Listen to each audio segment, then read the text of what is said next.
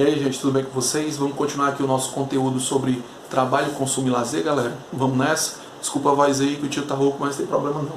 Vamos lá. Gente, ó, temos aqui capítulo 5, trabalho, consumo e lazer, ok? O nosso tema de hoje é alienação, né? A alienação, gente, tem vários significados, ok? No significado, só pra gente ter uma ideia, no significado jurídico é quando o indivíduo perde a posse de algo, entendeu? Quando ele não tem mais o direito de algo. Na questão psicológica é quando o indivíduo perde a noção da realidade, perde a noção de si e do outro, ok? E no conceito marxista, que é o conceito que vai falar do operário, vai falar do trabalhador, aqui ó, na perspectiva do século XIX, certo? Nós vamos ter aqui o conceito marxista, que vai falar de alienação, que vai falar sobre o trabalhador. Ele vai falar sobre o proletário e a escolha desse proletário. A alienação, quando se refere ao trabalhador, quer dizer o quê? Que o trabalhador não escolhe a jornada de trabalho dele, as condições de trabalho dele, né? Não escolhe ali aquela alimentação que quase não existia no século XIX para o trabalhador, ok?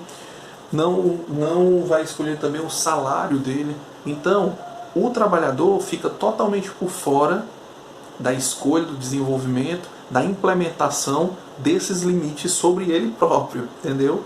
Então perceba que para Marx, essa condição que o capitalismo traz para a sociedade moderna é uma condição de desigualdade, é uma condição, uma ordem que não vai trazer melhoria e nem igualdade para ninguém, certo? Porque, segundo Marx, só um lado perde, que é o lado do trabalhador, porque justamente o trabalhador não escolhe. O patrão escolhe o dia que ele vai para a fábrica, o patrão escolhe para onde ele vai passar as férias, o patrão escolhe o que ele vai comer, o patrão escolhe onde ele vai morar, que horas ele vai trabalhar, que horas ele vai visitar a fábrica. O trabalhador não tem essa escolha. O trabalhador é amarrado a essa condição, a esse condicionamento, né? Onde temos o indivíduo e ele acaba sendo condicionado, adaptado àquela situação, ok? Então, assim, a noção de alienação de Marx começa justamente aí, quando o trabalhador não tem poder, não tem autonomia de mudança daquela condição em que ele se encontra, ok? Aí nós temos dois tipos de alienação que nós podemos colocar numa redação do Enem, que a gente pode encontrar numa questão de prova, que é a reificação e o fetichismo.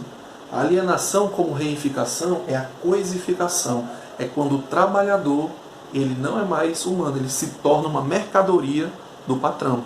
É aquela historinha da engrenagem lá do Charlie Chaplin, quando ele se torna só mais uma engrenagem daquela máquina, quando ele se torna só mais um elemento necessário para aquilo dali, né? E se torna descartável, porque se você não puder fazer aquele trabalho, eu posso contratar 10 no seu canto, né? Então eu posso fazer isso. Então a reificação é a coisificação. O indivíduo deixa de ser indivíduo e passa a ser uma coisa, um produto em que o patrão vai poder consumir, vai poder comprar, né? O proletário vai vender a sua força de trabalho, só que a sua força de trabalho se torna uma mercadoria. Então é a coisificação do indivíduo. E depois nós temos o fetichismo, né? O fetichismo da mercadoria.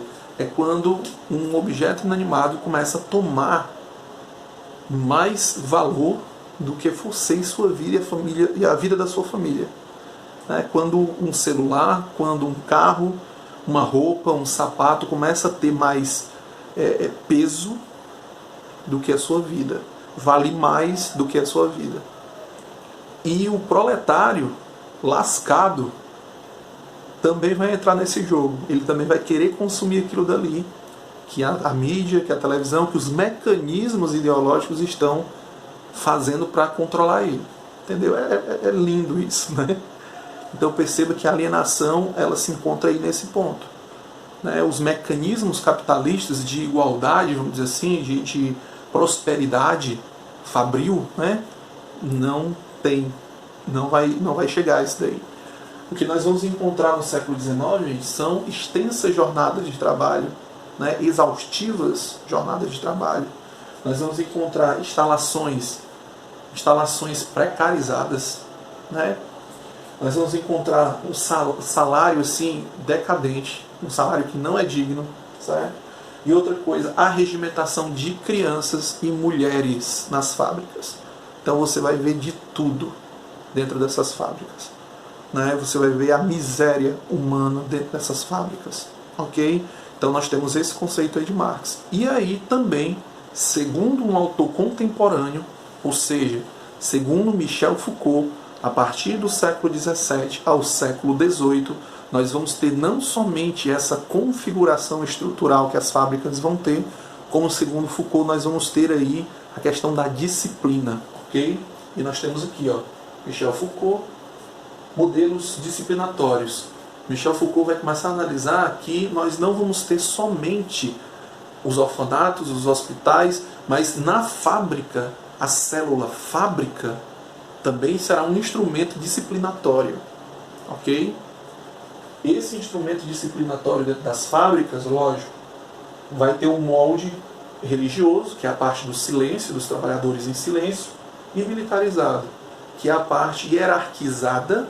Existe uma hierarquia, quem manda e quem obedece, né? Uma escala de comando, e também a questão das fileiras fabris, né? Das fileiras das fábricas, né? Das fileiras de proletários. Não é? Então nós vamos encontrar isso aqui. E nós vamos ter um símbolo, nós vamos ter agora o desenvolvimento, além da nova sociedade, né, disciplinatória, nós vamos ter aí um elemento, um indivíduo, que é o supervisor. O supervisor ele faz o quê? Ele é o X9, ele é o traíra, brincadeira. Mas o supervisor faz o quê? Supervisiona. O supervisor vai avaliar a qualidade do serviço, se está de fato sendo produzido aquilo que pediu para ser produzido, evitar brigas, cumprir o regulamento, as leis, né? As regras, os horários, né? Ter regras e horários, a fábrica, né? E tudo isso sobre esse olhar vigilante, sobre esse olhar do supervisor. Então perceba que, segundo o Foucault, nós vamos, a partir do século XVII, 17, 18, nós vamos ter aí um novo molde de sociedade, uma sociedade que ela se mantém observando e enxergando a vida dos outros. E outra coisa interessantíssima nessa sociedade disciplinar, né, nesse vigiar e punir, vamos dizer assim, nós vamos encontrar aí, galera, nós vamos encontrar também, segundo Foucault, né, esse poder, essa perseguição, essa disciplina, essa mentalidade disciplinatória não vai estar só no patrão sobre os operários, cara. Os próprios operários vão olhar um para o outro e vão disciplinar um ao outro. É aquela coisa que acontece numa escola, por exemplo, quando o professor, o diretor diz assim: ninguém pode vir sem farda. Ninguém pode vir sem farda. E aí vem um elemento de farda. Depois de um mês vem um elemento de farda. Todos vão olhar para aquela criatura assim, né? Não veio de farda não, ó. Não vão dizer nada na frente da criatura, mas vão chegar lá na sala do diretor e vão falar: ei, é isso aí, diretor. O senhor disse que não pode vir de farda, rapaz. Desculpa. O senhor disse que tem que vir de farda, que não pode vir de roupa. E aí tem uma pessoa aí que veio de roupa. Como é que é isso aí? Como é que pode isso aí? E aí o diretor, os coordenadores vão tomar uma atitude em relação àquele aluno, né? Até já ia tomar, né, uma atitude. Só que aí você vê a pressão que começa ali, ó, perifericamente. Não começa nem hierarquicamente, mas horizontalmente começa, né? Nas fileiras. Certo? Quem já foi militar, desde uma escola militar a militar de verdade, sabe o que eu estou falando. Quando você está em forma, você está lá na fileira militarizada, o seu colega vê como você está vestido, vê se você está na forma correta, vê se você está fazendo a coisa certa, porque ele sabe que se você não tiver, todo mundo do pilotão paga.